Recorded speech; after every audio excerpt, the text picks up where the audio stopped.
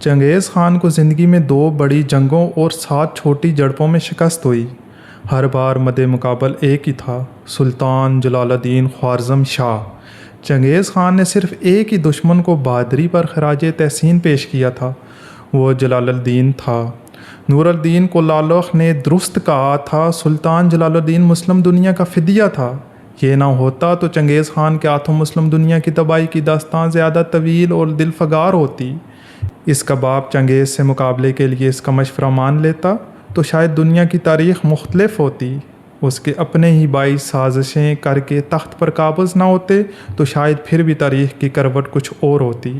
کیسا انسان تھا، تخت بھائیوں کے پاس چھوڑ کر جنگل کو نکل گیا کہ سلطنت کسی اور آزمائش میں نہ پڑ جائے۔ شکست کی راکھ سے اس نے عزیمت کا پرچم اٹھایا۔ کبھی 1000 کبھی 5000 جتنے جنگجو ملتے وہ ان کے ساتھ چنگیز خان کے لیے چیلنج بنا رہا، یہاں تک کہ وہ وقت آیا جب اس کے پاس ایک لشکر جرار تھا۔ اس نے چنگیز خان کو لکھا کہ تم میرے لیے جنگل جنگل خاک چھان رہے ہو، میں اس وقت یہاں بیٹھا ہوں، تم آؤ گے یا میں آؤں؟ میجر ریورٹی نے لکھا، چنگیز خان کی زندگی میں یہ پہلا موقع تھا اسے کسی نے یوں چیلنج کیا ہو، اور چنگیز خان چیلنج قبول کرنے کی ہمت نہ کر سکا۔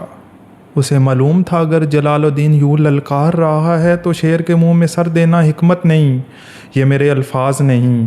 چنگیز خان کے اس تذبذب میں یہ کہانی امیر عطا نے صدیوں پہلے لکھ دی تھی۔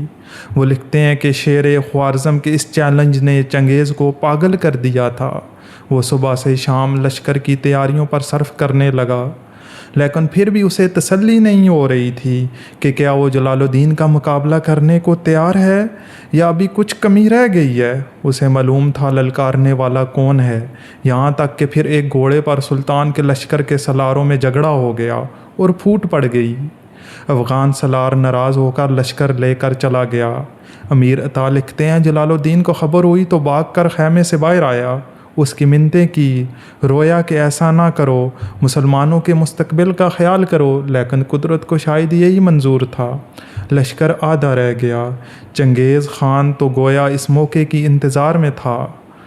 آخر بڑی لڑائی دریائے سندھ کے کنارے ہوئی، جب سازشوں اور داخلی جھگڑوں سے نڈال سلطان جلال الدین 30,000 پناہ گزینوں، 3,000 گھڑ سواروں اور 500 کے قریب محافظوں کے ساتھ ہندوستان جا رہا تھا کہ چنگیز خان 2 لاکھ کے لشکر کے ساتھ آن پہنچا۔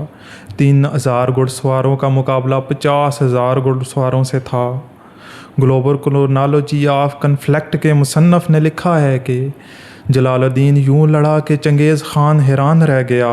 اس نے چنگیز خان کے لشکر کو ادھیڑا اور اس کے مرکز تک جا پہنچا۔ پھر 70,000 کی مزید کمک چنگیز کو آن پہنچی۔ زخموں سے نڈال سلطان گھیرے میں آ گیا تو چنگیز نے حکم دیا کہ اسے زندہ گرفتار کر کے پیش کیا جائے۔ سلطان کے سامنے چنگیز تھا اور پیچھے دریائے سندھ تھا۔ اس نے گرفتاری دینے کے بجائے یہاں سے گھوڑا دریا میں ڈال دیا کہ چنگیز خان کو اس کے تعاقب میں گھوڑا دریا میں ڈالنے کی ہمت نہ ہو سکی۔ وہ حیران کھڑا زخمی سلطان کو دیکھتا رہا، اسے یقین نہیں آ رہا تھا کہ کوئی یوں بھی کر سکتا ہے۔ پھر اس نے اپنی فوج کے سالاروں کو بلا کر کہا، اس شخص کو دیکھو، اس کی ماں کو اس پر فخر ہونا چاہیے، کیسا بہادر پیدا کیا ہے۔ لیکن یہ وہ وقت تھا جب سلطان کی ماں وہیں پاس دریائے سندھ میں ڈوب رہی تھی۔ یہ واقعہ ازبک، فارسی اور ترک لوک داستانوں کا حصہ ہے اور اس کی منظر کشی بھی کی گئی ہے۔ یہ مقام پاکستان میں ہے اور گھوڑا ترپ کے نام سے مشہور ہے۔